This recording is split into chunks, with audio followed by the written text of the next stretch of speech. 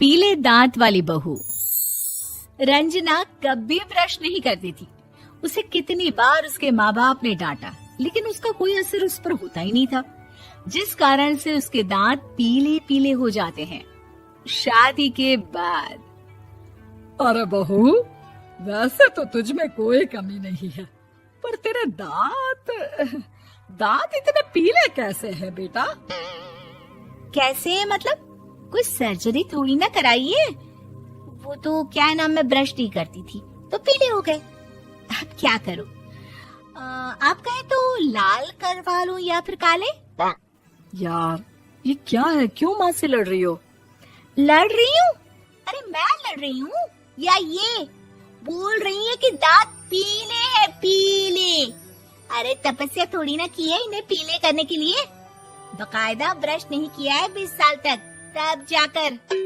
छी, कैसी बात कर रही हो? ये उस वक्त तो पीले नहीं थे जब हम लोग तुम्हें देखने आए थे। अरे तब साफ करवा लिया होगा डेंटिस्ट के पास जाकर। अब देखो कैसे पीले पीले लग रहे हैं। रंजना सास की तरफ गुस्से से देखती है। फिर शुरू हो गई पीले पीले पीले।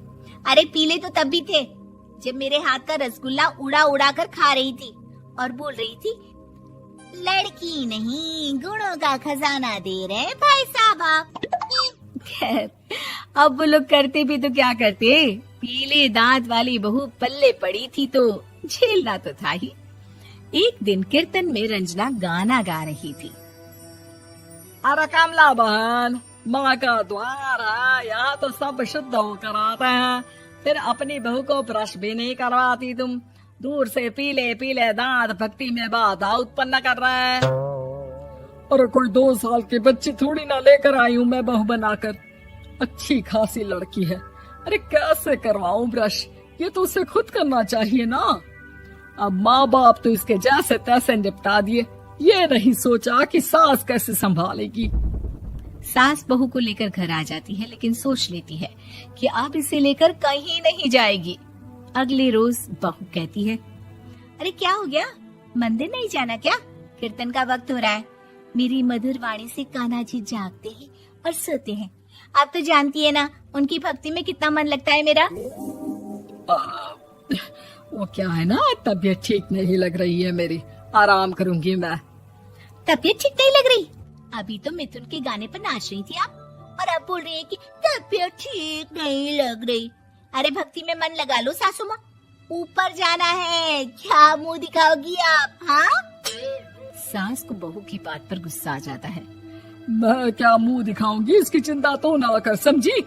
अपने मुंह की चिंता कर, जो ये पीले पीले दांत लेकर हर जगह पहुंच जाती है। पता है लोग कितना मजाक बनाते हैं। ना जी ना, मैं नहीं जाना कहीं तेरे साथ। तो ये बात है। कोई ना, मत जाओ, मैं अपने कमरे में ही बैठकर भक्ति कर लूंगी। ऊपर वाला दांत थोड़ी ना देखता है, मन देखता है, भावना देखता है। और अरे बस बस, तू सब कुछ दिखा, बस ये सफेद चमकदार दांत ना दिखाना किसी को, है? जा यहाँ से। बहू को सास की बात का कोई फर्क नहीं पड़ता, वो तो जैसी थी वैसी ही रह जाती है।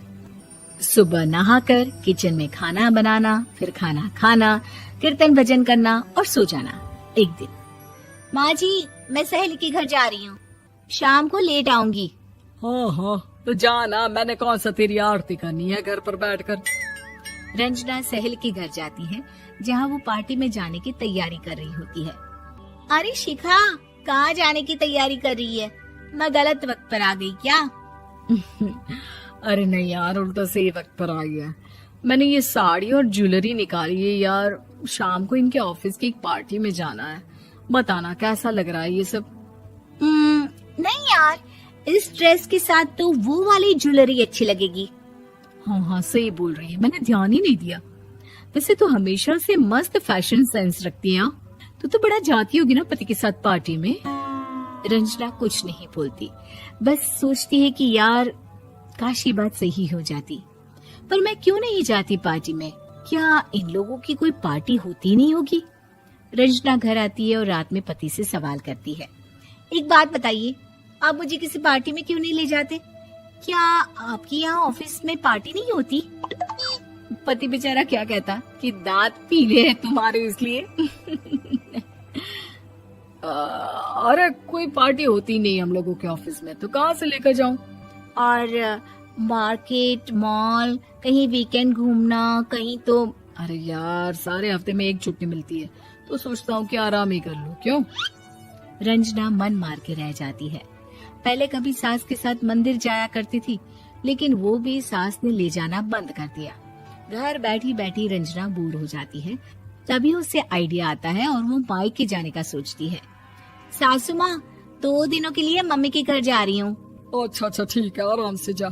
और हाँ, माँ से कुछ अच्छी आदत सीख कर आना कि कैसे शरीर के हर भाग की तरह दांतों की सफाई भी जरूरी होती है, समझी? शुरू हो गई ना आप। वो लोग आपकी तरह नहीं है कि छोटी छोटी बात का बतंगड़ बना दे। उन लोगों के लिए मैं मायने रखती हूँ, ना कि मेरे पीले पीले दांत। रंजना माँ को बिना बताए उन लोगों को सरप्राइज देती है, लेकिन जैसे ही वो दरवाजे पर पहुँचती है, अंदर देखती है कि घर वाले कहीं जा रहे होते हैं।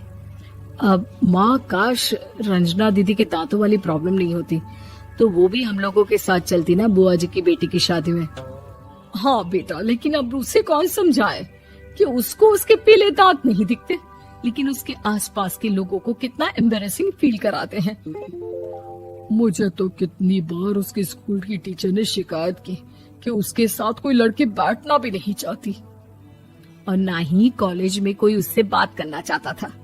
लेकिन पता नहीं क्यों उसे ये बात समझ में ही नहीं आती। कोई कमी नहीं है उस लड़की में, बस यही कि दांत पीले हैं। वो तो भला हो जीजा जी और उनकी माँ का, जो दीदी को जैसी है वैसे ही रखा हुआ है। रंजना को अपने घर वालों की बात सुनकर बहुत दुख होता है। वो सोचती है कि वो क्या करे, लेकिन फिर वो सीधा डेंटिस्ट के पास जाती है, अपने दांत चमकाती है और कसम खाती है कि वो रोज ब्रश करेगी। अरे क्या हो गया? तुम तो 2 दिनों के लिए गई थी ना, पर कोई ना, अच्छा है, चलो आ गई तो। रंजना सास के सामने आकर खड़ी हो जाती है और पूरी स्माइल करती है, उसके चमकदार दांतों को दिखाती हुई। हैं? चले मंदिर।